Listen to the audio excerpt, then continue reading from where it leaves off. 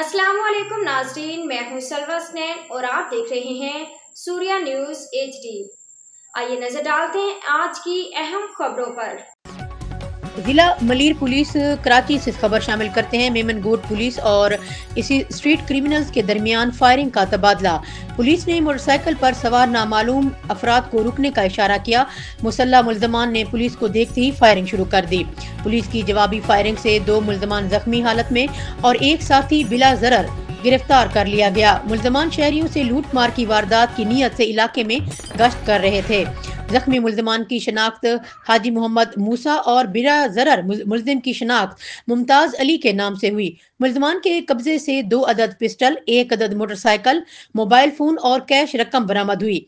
मुल्ज़मान के कब्जे से बरामद होने वाली मोटरसाइकिल का रिकॉर्ड AVLC चेक किया जा रहा है। पुलिस की जानिब से दोनों मुल्ज़मान को तिब्बी इमदाद के लिए अस्पताल रवाना कर दिया गया। मुल्ज़मान से बरामद होने वाले असले को फॉरेंसिक के लिए रवाना किया जा रहा है।